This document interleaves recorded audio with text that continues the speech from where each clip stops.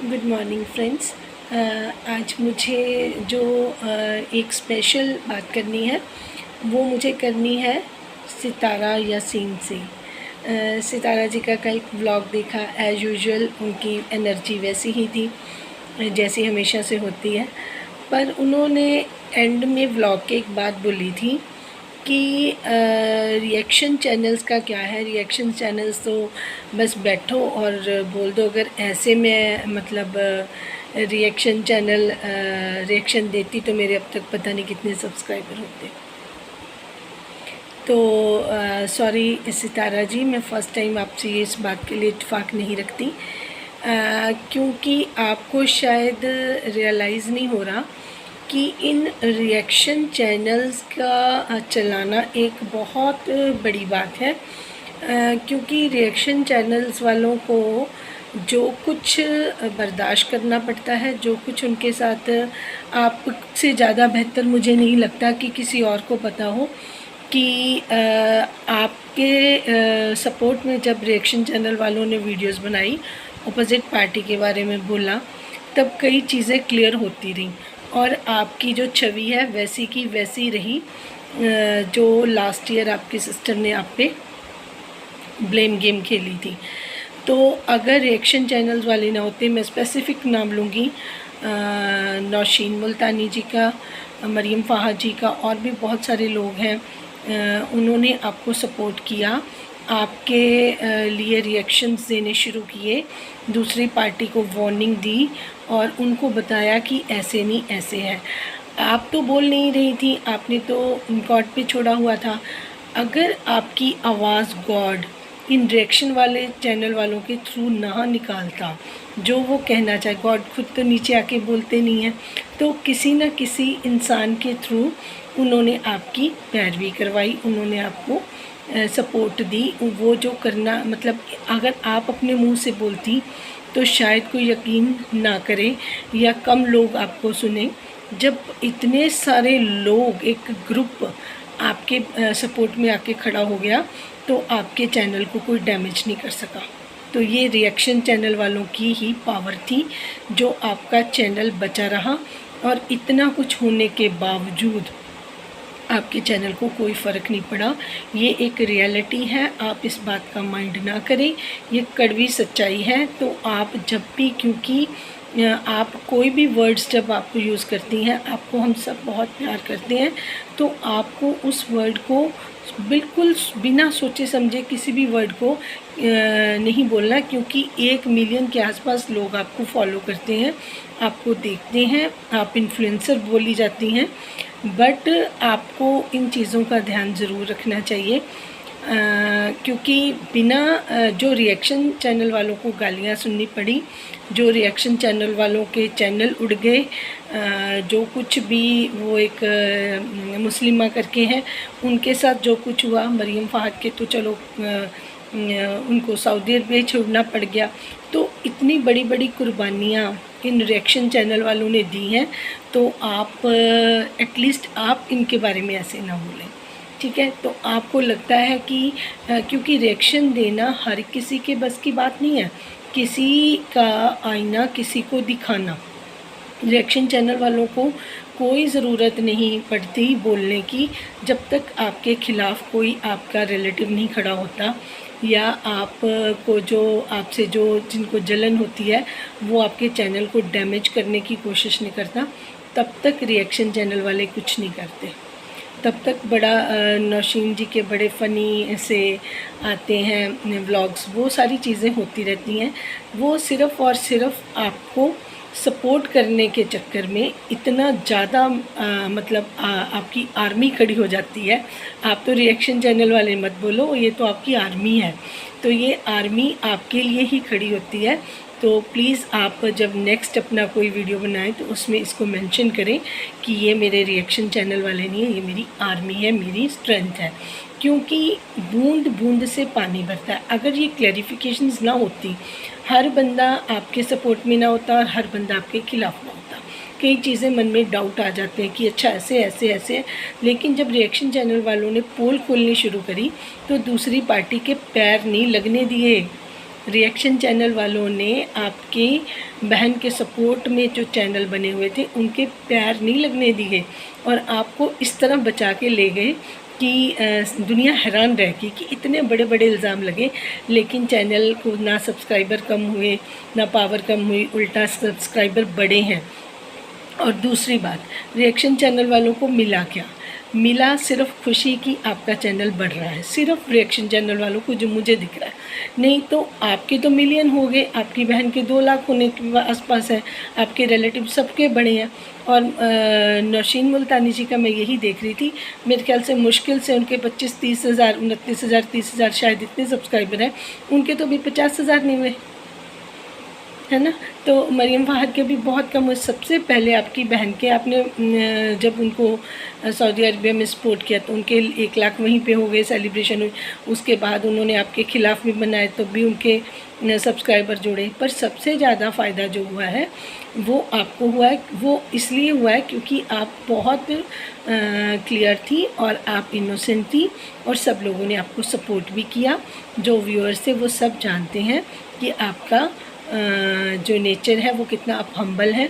अब हम रिएक्शन के साथ साथ एडवाइस भी करते हैं, हम आपके ओपोजिशन वालों को भी बोलते हैं। आपकी भतीजी को भी हमने यही बोला है कि उसको ही शुड स्टॉप, उसको रुक जाना चाहिए। आपके हस्बैंड के सेकंड वाइफ के भाई भी खड़े हुए, असीम मलिक, हमने उनको भी समझाया कि आप अपना साजिद भाई के साथ बैठ के बात करें, आप दूसरे लोगों की बातों में मत आएँ। तो ये चीज़ें जब हम बार बार करते हैं तो ये अगर वायरल होती हैं तो उनके कान तक भी कोई बात पड़ती है तो कई चीज़ों का बचाव हो जाता है। तो इन चीज़ों का आपको भी प्लीज़ ध्यान रखना पड़ेगा। तो जो आपके सपोर्ट में खड़े हैं दूसरे लोग तो उनको बोलेंगे ही बोलेंगे, आपकी भतीजी तो बोलेगी सारे इल्ज़ाम रिएक्शन चैनल वालों पे लगा रही हैं वो कि इनकी वजह से। वह असीम मलिक ने कहा कि आपकी वजह से कौसर का दिमाग, हमारी वजह से जो सपोर्टर हैं उनकी वजह से, या जो आपके फेवर में वीडियोस बनाते हैं और उनका मुंह बंद करते हैं उनकी वजह से कौसर का दिमाग ख़राब हुआ? नहीं, उनकी वजह से नहीं, आपकी भतीजी की वजह से, साजिद भाई की भतीजी की वजह से, जो उसको दिन रात मैंने पहले भी पिछली वाले भी बोला था कि वो इतना माइंड में जहर भर देगी, इस चीज़ का आपको पहले ख्याल रखना चाहिए था। वही बात हुई, अब उसने ढंडोरा पिटा क्योंकि वो जब कहते हैं ना बहुत समझदार लोग होते हैं वो भी गलतियां करते हैं, तो उसने इन एडवांस बताया कि कौसर कुछ कर सकती है। अगले दिन इस तरह की बात बाहर फैली है, उसकी र्यूमर फैली है। किया कुछ नहीं था और उसने करने भी नहीं देना था क्योंकि वो बहुत बड़ा कौसर मोह रहा है उसके लिए। जो आपको आज छोटी सी चिंगारी लग रही है ना, वो आपको कितनी बड़ी आग बन के दिखाएगी ये आपको टाइम बताएगा। तो आप जिस तरीके से कह रही हैं ना कि मैं चुप रहूं और कोई ना बोले, तो फिर चैनल को आपके बहुत ज़्यादा नुकसान हो सकता है क्योंकि लाइव्स में जाना और ये सारी चीज़ें करना आपकी भतीजी ने स्टार्ट करती है। जब धुआं होता है तो समझ लेना चाहिए कि आग निकल रही है।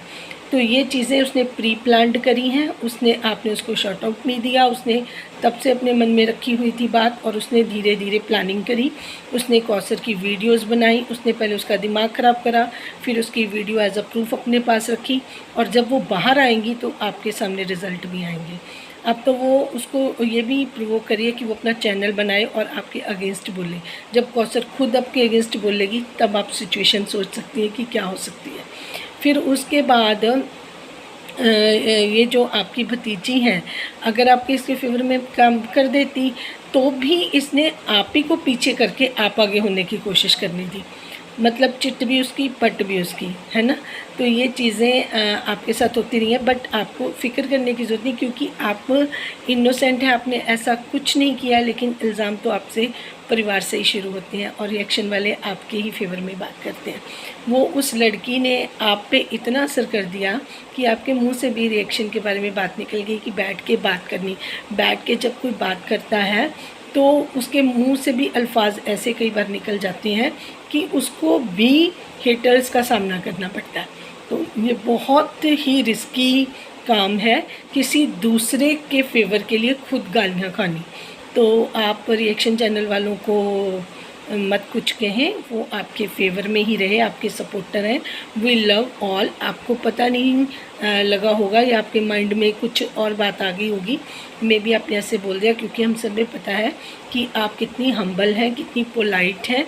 इवन कि मैंने पहले आपको पता है, जब से आपका मैंने चैनल स्टार्ट किया, जब से आपका ये वायरल हुआ था, उसके बाद जब आप अपसेट थी, मैंने तब से ही आपको सपोर्ट किया है। एज अ सपोर्टर आपको मैसेजेस करती रही हूँ, लेकिन मैसेजेस में भी आपकी भतीजी ने एक बार कोई ऐसी आपके अगेंस्ट वीडियो बनाई थी जिसमें मैंने उसको इतने बड़े बड़े मैसेज किए थे 2-3 बार।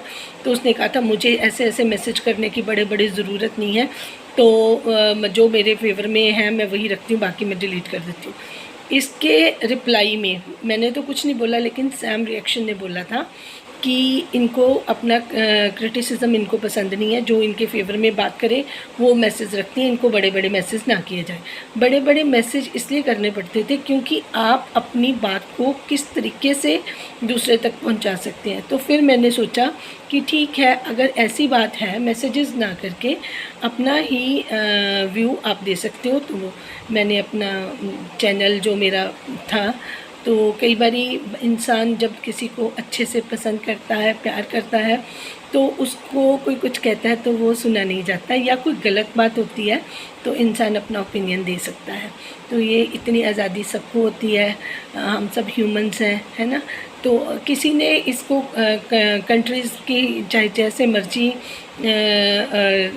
हालात चल रहे हों, लेकिन सपोर्ट आपको इंडिया ने सबसे ज़्यादा किया है। हम भी इंडिया से हैं, और बहुत सारे रिएक्शन चैनल जो पाकिस्तान से हैं, सब ने मिल के एकजुट होकर आपके साथ खड़े हुए हैं। इस बात की मुझे इतनी ज़्यादा खुशी है, और हम सबसे ज़्यादा आपको इसीलिए पसंद करते हैं। तो प्लीज़ बी केयरफुल कि आगे से आप जब कुछ भी बात करें तो दूसरों की सुन के उसको अपने ऊपर हावी करके मत करें, क्योंकि आपकी बात का लोगों पे बहुत असर होता है। बहुत सारे रिएक्शन चैनल वाले हैं, कोई उसमें हर्ट भी हो सकता है कि हमने इतना किया है और हमारे लिए। और ये रिएक्शन चैनल वालों को जो बोलने का काम था वो असीम मलिक और आपकी भतीजी का था। उन्होंने सबसे पहले शुरू की, वही बात आपके मुंह से निकल गई। तो अगर आपको ये बात अच्छी लगी हो तो प्लीज़ इसको लाइक करें, सब्सक्राइब करें, और मेरे चैनल को शेयर भी करें, ताकि ये बात सब तक पहुंच सके। क्योंकि मैं कभी भी ऐसे अल्फाज अपने उसमें यूज़ नहीं करती चैनल पे जो किसी को हर्ट करें या बुरे लगें। हाँ, अगर कोई बात सही नहीं है तो मैं उस बात का विरोध ज़रूर करती हूँ, उसके अगेंस्ट ज़रूर बोलती हूँ कि ये बात सही नहीं है। तो अगर सब लोग सपोर्ट करेंगे तो ये चैनल पे जो भी कुछ ऐसी बातें आएंगी तो इसको आप एडवाइजरी चैनल का नाम दे देते हैं, रिएक्शन चैनल वाला। तो हम कुछ करते नहीं हैं ऐसे कि हमें बेफालतू से रिएक्शन देने हैं। हम तो आपके सपोर्ट में ही वीडियोस बनाना चाहते हैं। Thank you.